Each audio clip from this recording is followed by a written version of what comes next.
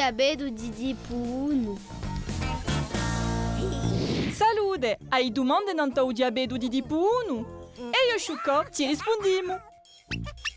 Il diabete è quando il glucosio, una specie di zucchero, s'ammonsa in sangue. Sciucco ti va a vedere. Ave sempre a sede. E a voglia di biscià. Per noi sei indizi di un diabete.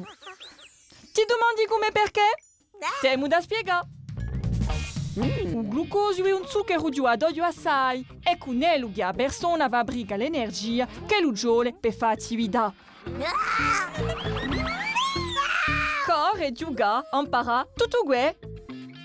Pigliamo questo glucosio in alimenti che non digeriamo. Dopo viaggia in sangue per andare a portare l'energia a varie parti della persona.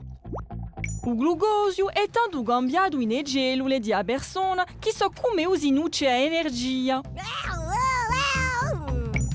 Ma per questo gli ci tocca un'amica che si chiama insulina, prodotta da nostra persona. Senza ella, un po' entra in cellule per diventare energia. Appunto, quando noi avevamo un diabete di tipo 1, non avevamo mica insulina. Un giorno la nostra persona non è più fabbricato. Senza insulina, tutto il glucosio ferma in sangue invece di essere cambiato in energia. Tanto diventiamo stanchi.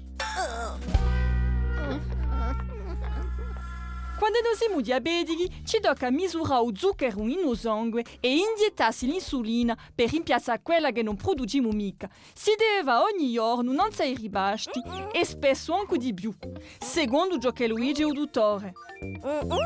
Così il diabete non ci impedisce mica di fare attività.